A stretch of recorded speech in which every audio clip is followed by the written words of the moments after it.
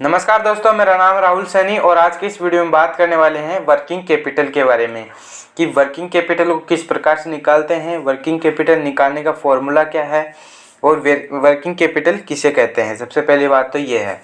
इसे समझने से पहले हम कुछ टॉपिक्स पर और चर्चा करेंगे, जिसमें कुछ टॉपिक्स हैं आपके पास। देनदारी क्या होती है, नगद क्या होता है, इन्वेंट्री क्या होती है और लेनदारी क्या होती है। तो इन सभी टॉपिक्स को समझने से पहले मैं आपको एक छोटी सी घटना बताता हूँ कि वर्किंग कैपिटल का हमारे बिजनेस में कितना महत्व होता है इसके ऊपर। तो वो घटना क्या है।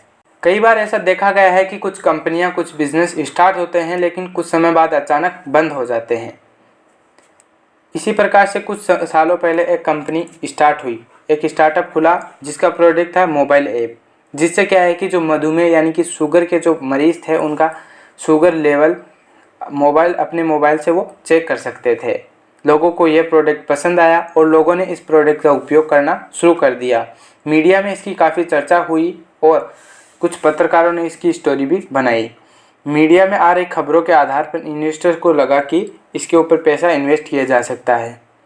लोगों ने इसके ऊपर पैसा इन्वेस्ट भी किया, लेकिन 15 महीने अचानक कंपनी बंद हो गई और कंपनी का जो संस्थापक था वह किसी और कंपनी में नौकरी करने लगा। आखिर ऐसा क्यों? ऐसा भी नहीं हुआ कि इस कंपनी की कहानी देखकर किसी बड़ी कंपनी ने इसके मालिक को पैसे देकर खरीद लिया हो। यह भी नहीं था कि कंपनी का प्रोडक्ट चल नहीं रहा था और कंपनी जो है लॉस में चल रही थी। आइए जानते हैं कि यह कंपनी 10 महीने तक ठीक चल रही थी। 11वें महीने अचानक दिक्कत आने लगी।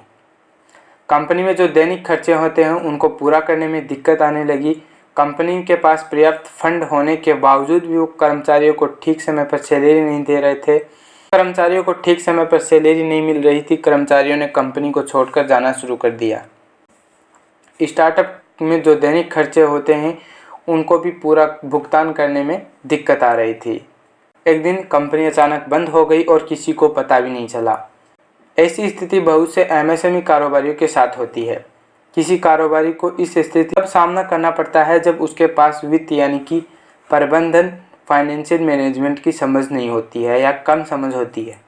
अगर स्टार्टअप के संस्थापक को वर्किंग कैपिटल की समझ होती तो ये स्थिति नहीं होती। तो इस घटना से आपको ये तो समझ आ ही गया होगी कि हमारे बिजनेस में वर्किंग कैपिटल कितना ज़रूरी होता है। अब बात करते हैं कि यहाँ पे एक वर्ड लिखा हुआ है देनदारी। देनदारी क्या होती है? जो भी हमारा कर्जा है यानी कि जो भी हमारी लायबिलिटी है उसे ही देनदारी बोलते हैं। नेक्स्ट है नगद। नगद क्या होता है? नगद का मतलब है कि जो भी हमारे पास कैश पैसा है उसे बोलते हैं नगद। नेक्स्ट बात है कि इन्वेंट्री क्या होती है? इन्वेंट्री से मतलब है कि एक एग्जाम्पल से मैं आपको बता देता हूँ। जैसे कि आपके पास एक एग्जाम्पल खुला है, इसमें क्या है, हमारी एक कंपनी है एबीसी फर्नीचर, जो कि फर्नीचर बनाने का काम करती है।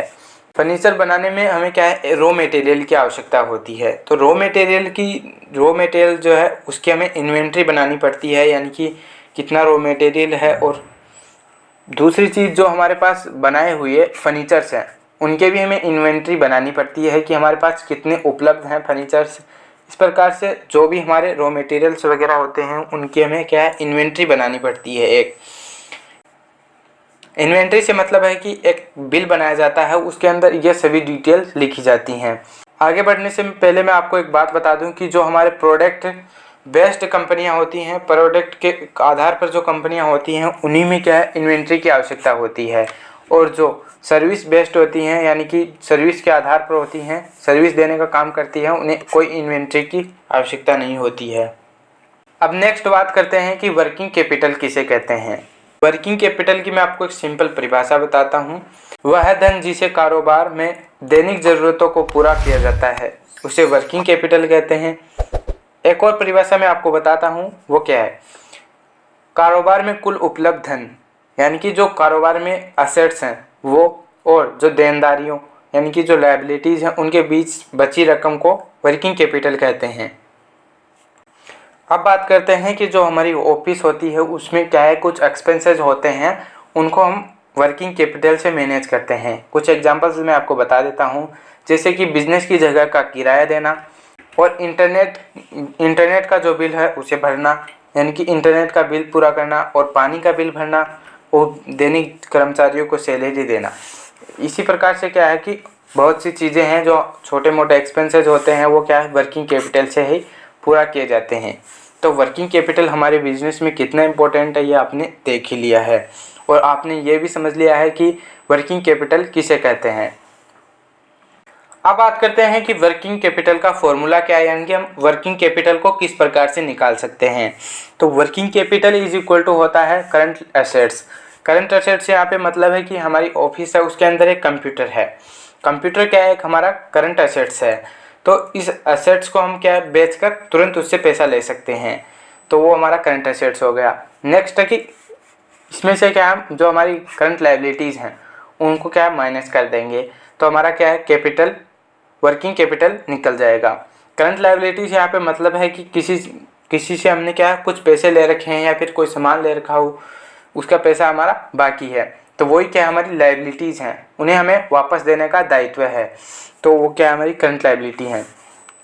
इसे एक एग्जाम्पल से समझते हैं, अच्छी तरीके से समझ में आएगा। मान लो हमारा जो वर्किंग कैपिटल निकालना है हमें, वर्किंग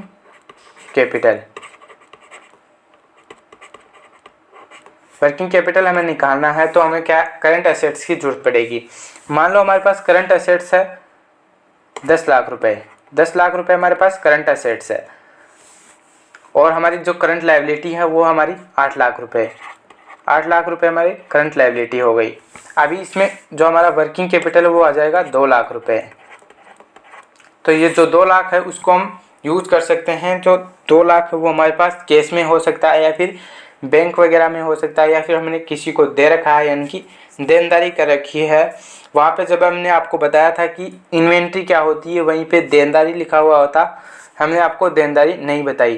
तो अभी मैं आपको बता देता हूँ कि देनदारी क्या होती है। देनदारी यानी कि हमने किसी को उधार में सामान दे रखा है या फिर पैसे दे रखे हैं, डिपॉजिट कर रखे हैं, तो वो क्या हमारी एक देनदारी है, यानी कि उनको हम कभी भी वापस ले सकते हैं। उम्मीद करते हैं दोस्तों आज का वीडियो आपको पसंद आया होगा। यदि अच्छा लगा तो चैनल को सब्सक्राइब करें ताकि हमारे लेटेस्ट वीडियो की नोटिफिकेशन आपके पास सबसे पहले पहुंचे। धन्यवाद।